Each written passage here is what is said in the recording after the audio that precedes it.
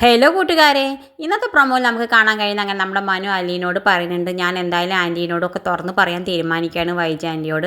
എന്നാലാണ് ബബിതയ്ക്കും രോഹിത്തിനോട് നിന്നോടുള്ള ദേഷ്യമൊക്കെ കുറയുള്ളൂ, അതെന്തായാലും ഞാൻ തുറന്ന് പറയാൻ പോവാണെന്ന് പറയുന്നുണ്ട്. ആ സമയത്ത് നമ്മുടെ അലീന പറയുന്നുണ്ട്, അങ്ങനെയാണെങ്കിൽ ആൻറ്റിക്ക് വല്ലാത്ത വിഷമമാവും, ആൻറ്റിയുടെ മുന്നിൽ ആ ചില്ല് കൊട്ടാരമൊക്കെ താഴത്തേക്ക് പൊടിഞ്ഞു വീഴുള്ളൂ എന്നൊക്കെ പറയുന്നുണ്ട്. ആ സമയത്ത് നമ്മുടെ മനു പറയുന്നുണ്ട്, എന്തായാലും ഇത് പറഞ്ഞേ പറ്റും, നിനക്ക് ആഗ്രഹമില്ലേ നിൻ്റെ അമ്മ നിന്നെ തിരിച്ചറിയണമെന്ന് പറയുന്നുണ്ട്. ആ സമയത്ത് അലീന മനുവിനോട് പറയേണ്ട ഒരുപാട് ആഗ്രഹമുണ്ട് മനുചേട്ടാ, എന്നെ അമ്മ തിരിച്ചറിയണമെന്ന് പറയുന്നത്, എന്തായാലും നമുക്കത് പറയാമെന്നൊക്കെ പറഞ്ഞിട്ട് ഞാൻ അങ്കിളുടെ സമ്മതം ചോദിക്കട്ടെ എന്ന് പറഞ്ഞിട്ട് മനു പോകുന്നുണ്ട്.